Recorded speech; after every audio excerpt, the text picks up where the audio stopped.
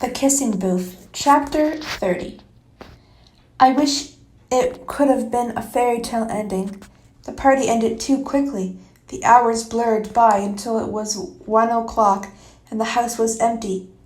Save for me and Noah, Lee and Rachel. The house wasn't too much of a mess since there hadn't actually been much drinking. We swept some trash into bags and left them out on the sidewalk. By 2 a.m., Rachel was passed out in Lee's arms on the couch, and his head started drooping too. I lay on the other couch, my head in Noah's lap. I wanted to stay awake, spend more time with him. I must have been able to keep my eyes open had he not been running his fingers through my hair. It was more soothing than any lullaby. "Noah?" I said, but it came out as a sleepy murmur. He sounded just as half-conscious as I felt. Maybe he was. My eyes were shut, and I was past the stage where I had the willpower to open them again. "What are you thinking about?" He hesitated before replying. "Us? College?" I waited patiently for him to develop that answer. "I don't." He broke off with a yawn and had to repeat himself. "I don't want you to be hanging around for me to come back for holidays and not having a life. I know that sounds weird coming from me after I tried protecting you all this time, but I don't know. It just doesn't seem fair to you," he said, yawning again, "to have to wait around on me. I'm tired. I'm no good with this stuff anyway." I gave a sleepy laugh, a half smile on my lips.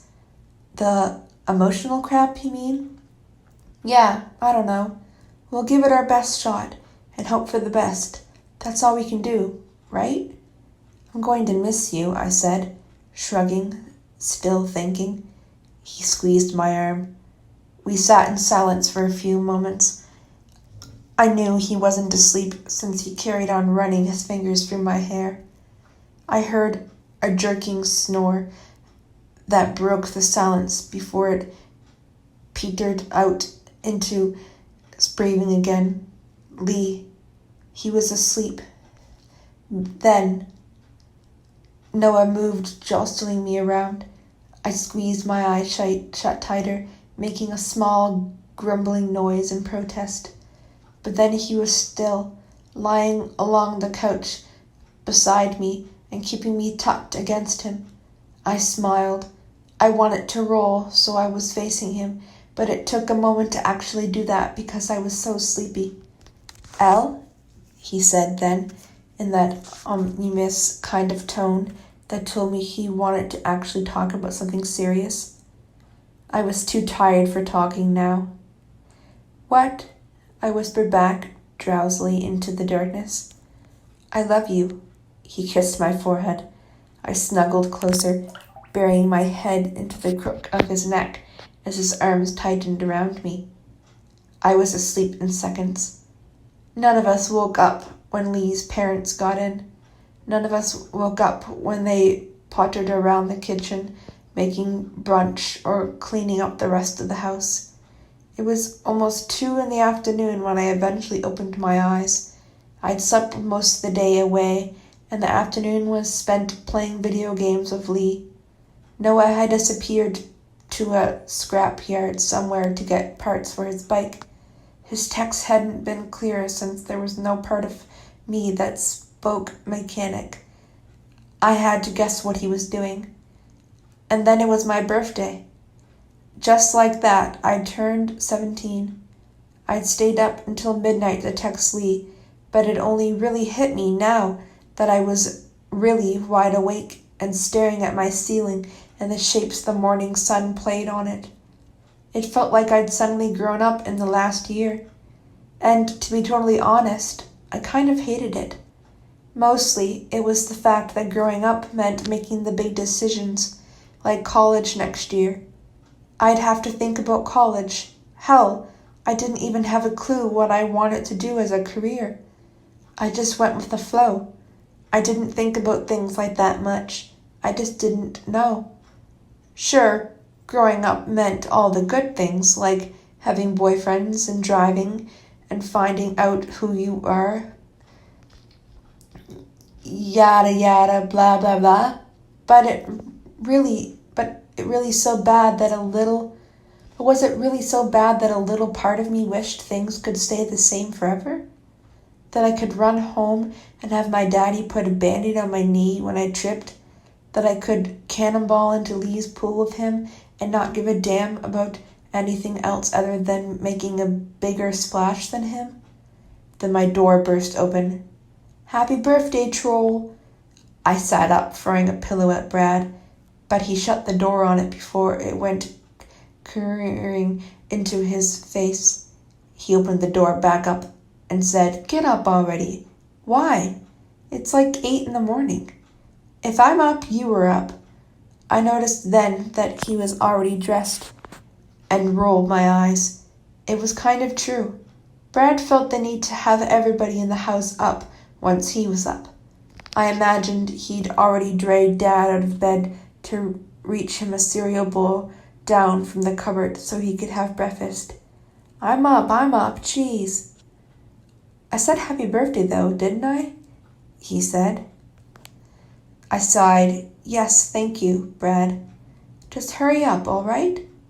I didn't see what his rush was, but he threw the pillow back onto my bed and shut the door before crashing down the stairs with as much grace as a hurricane.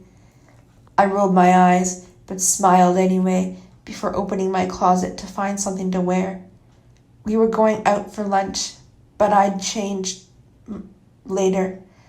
I pulled on a pair of denim shorts and a t-shirt for now. We went out every year, and it was always a family affair. Lee and I, his parents and my dad, my mom too, when she was alive, and Brad and Noah. A couple of years, if our grandparents had been in town, they'd tag along as well. I couldn't be bothered to do much with my hair for now, so I just twisted it into a ponytail and went downstairs. Finally, Brad muttered as he heard me come to the kitchen. "Happy birthday, Bud," Dad said, beaming hugely. He stood behind the kitchen table, which had a massive cake on it. It was chocolate with strawberry frosting and white icing that said Happy 17th in messy writing. "Is that my breakfast?" I joked, hopefully. "Not quite, but me and Brad were up extra early to bake it. I'm making pancakes." "Yeah, and he won't make them till we were all here," Brad grumbled. His stomach growled in response, like a caged tiger teased with meat. Dad and I both laughed. He said it was silly to make them twice. "That's why you were telling me to get up." "Grumpy guts," I said, ruffling his hair as I went around to give my dad a hug. "How was the party? You didn't get much chance to tell me about it yesterday." "Sorry." "That's all right. You were at Lee's all day. I thought maybe you had a killer hangover and were avoiding facing your father." I laughed. "Not quite. Nobody was drinking much anyway, really. We are just so much fun, we don't need it, I guess." It was a joke, but in dad mode now, he just pulled a face that broadcast, "You don't need to be drunk to have fun anyway." The rest of the morning passed pretty quickly, and by 12:30 we were pulling up outside some fancy restaurant whose name I couldn't even pronounce. I'd changed into a cute summery dress, dark blue with yellow floral patterns on it. I'd just thrown on some sandals and jewelry, leaving my hair as it was. We walked in just after the Flynn family arrived. The waiter said, "Ah, you were all here. I'll show you to your table." I heard June ask my brother how soccer was going, and our dads chatting too. My eyes instantly found Noah, and he smiled at me. But before I had the chance to respond, Lee fell into step beside me. I tore my gaze away from Noah to give my best friend my full attention. "Happy birthday," we said in unison. Identical grins on our faces. Lee laughed and flicked my ponytail so that it swung around like helicopter blades. I shoved my shoulder into his and gave him a big hug. He hugged me tightly, leaning back so I was tipped off my feet for a second. "How's your day, then?" he asked me before we followed our families. "Same as when I talked to you earlier. Good, you?" "Do I need to bother repeating your answer?" "No," I laughed. "Well, actually, I did get to see Rachel," he said. "Only for about an hour, before we left for here." "Aw, did she give you a big birthday kiss?" I pulled a face and made loud kissy noises. "Well, you guys are so cute together. It's like Spider-Man and Mary Jane." I'd have said Batman and someone, but I don't know who Batman dated. Lee just laughed. "What does that make you, then? Beauty and the Beast? You being the Beast, of course. Noah and I share the same gene pool, and I'm definitely not from the same gene pool as the Beast. I mean, just look at me." I did, and pulled a face. "Gross." He laughed again, and we took seats next to each other at the center of the table. Noah was opposite me, for once. It made a nice change from Brad, kicking me and complaining he didn't have enough leg room with my thunder thighs and giggles. "Happy birthday, Elle," he said with a soft smile. I grinned back. "Thanks. So what did you get for your birthday, Lee?" my dad asked. "I don't know yet. I was waiting for Shelley." "How about you, Elle?" Matthew asked me. "I was waiting for Lee," I said, laughing sheepishly. The waiter came up to take our drinks orders and handed out menus. Noah stood his menu up and hunched over the table a little so that I couldn't see anything more than his elbows and the top of his head.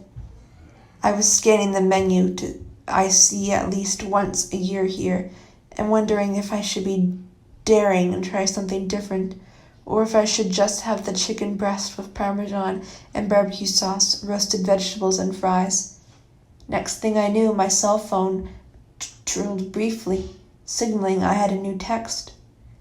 I thought it might be Warren or someone texting me happy birthday. It wasn't Warren. "You look really pretty."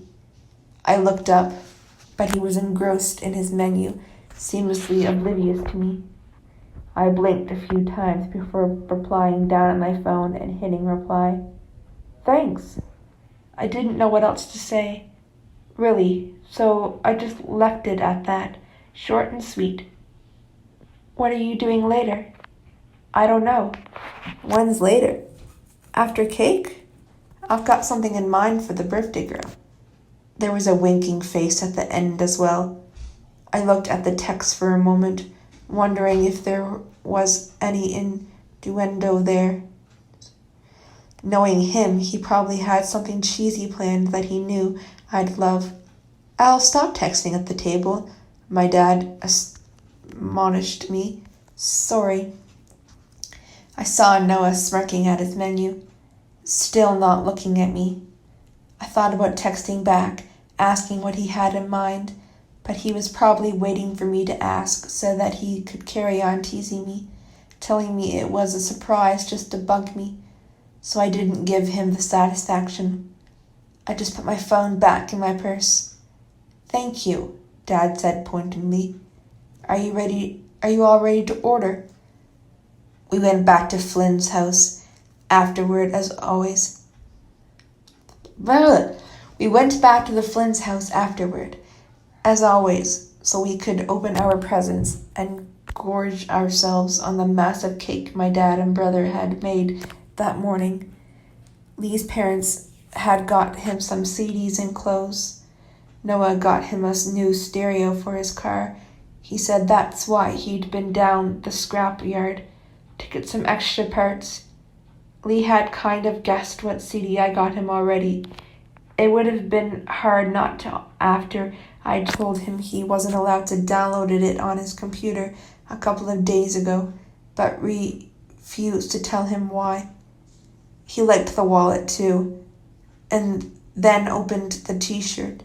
It was blue and red. "I'm was stupid," and had an arrow pointing down. And he burst out laughing, then grabbed one of my presents and tossed it at me. "Thanks, Elle. Open that one now."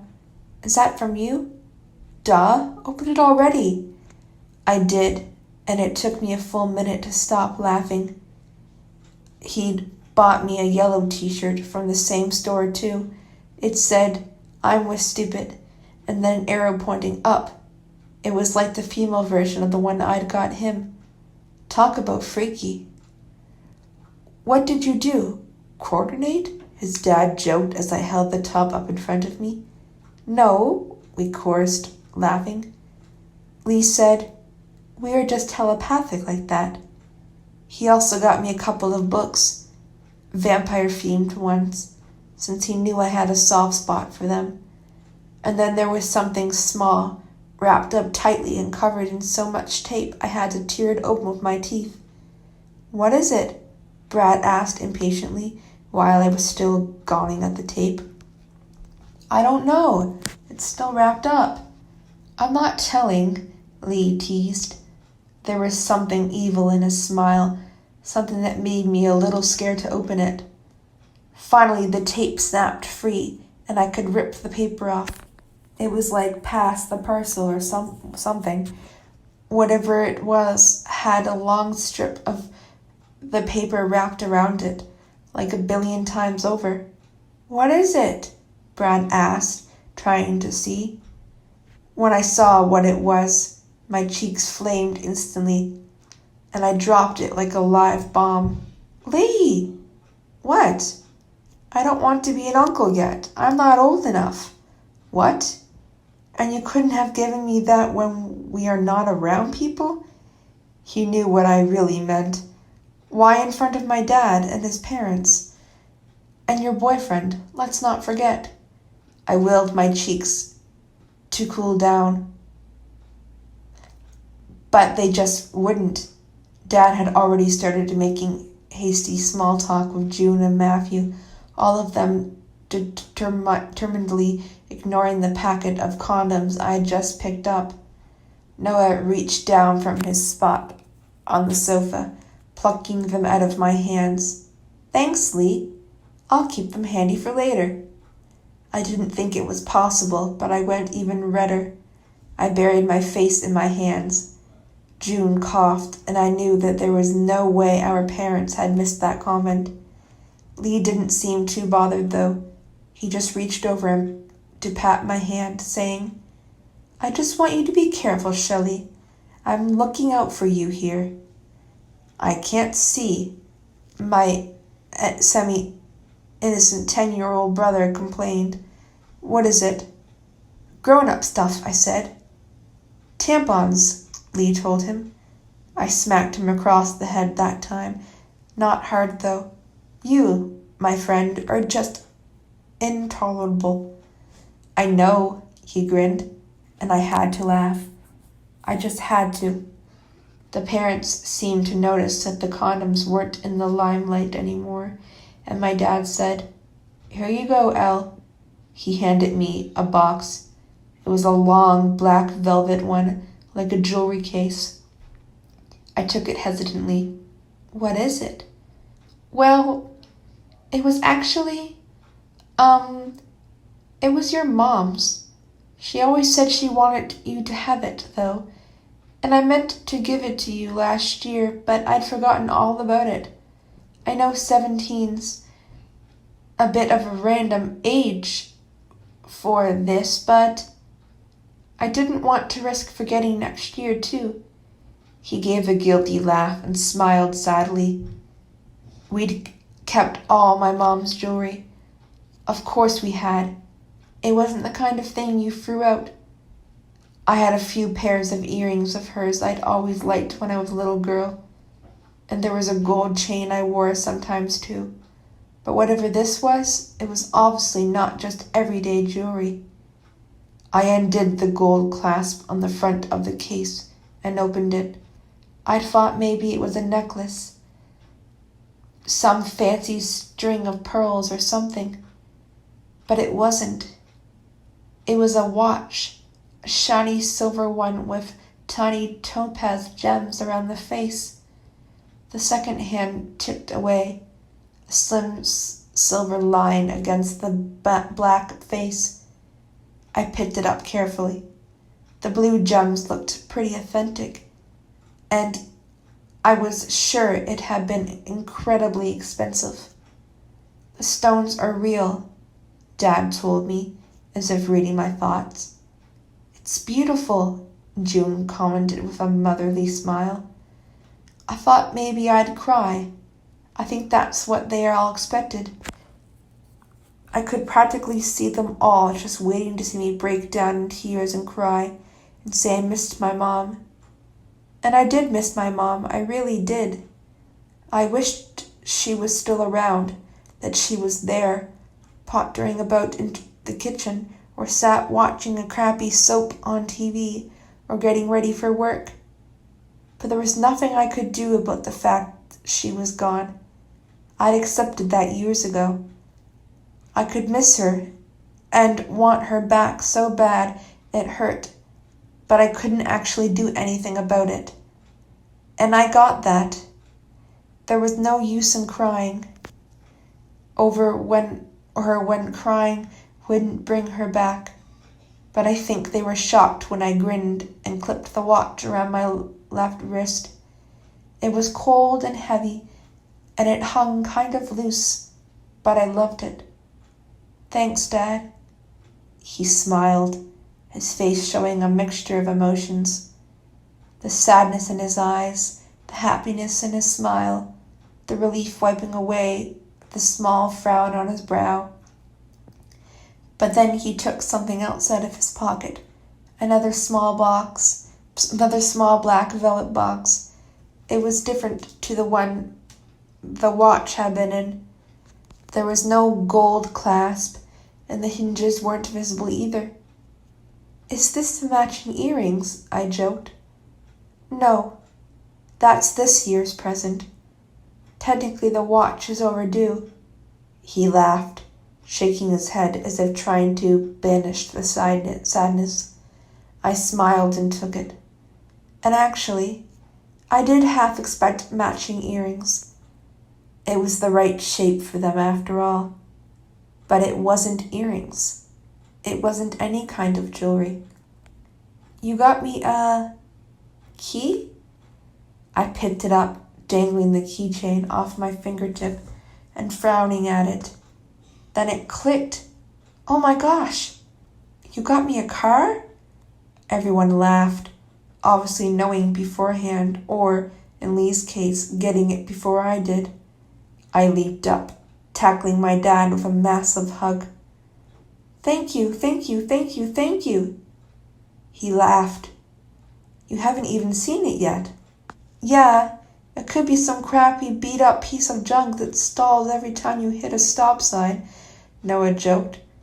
It's parked in the garage, June told me. We had to hide it somewhere you wouldn't see it, didn't we? I ran outside, heaving up the garage door with a grunt.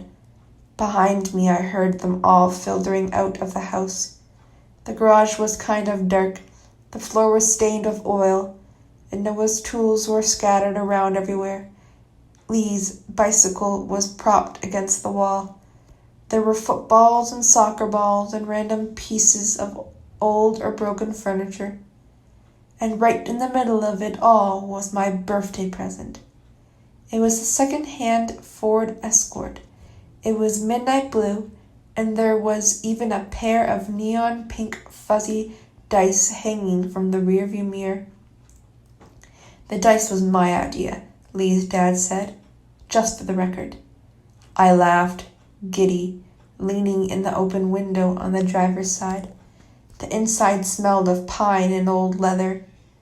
It didn't look like it would run like a dream, with a silent, purring engine, and I wouldn't be shocked to find myself waiting on roadside service at some point. but I loved it instantly. I didn't expect my dad to get me a brand spanking new car. I didn't want one either. I wanted something I wouldn't be afraid to drive. I was never the best driver, but I finally had my own car. I won't have to bug you for a ride all the time now, Lee, I told him. Well, I'm not riding with you, he quipped, his voice grave. I value my life too much, thank you very much. I laughed and went to give my dad another hug. Thank you, I love it. I know she's not the best, but you can start off with this old girl. She'll take a few knocks and dents, no problem. Does nobody trust my driving skills? Everyone laughed at that, and then Brad said, all right. Is it time for cake now? As if on cue, mine and Lee's stomachs rumbled in tandem, and we said, most definitely, before racing each other inside.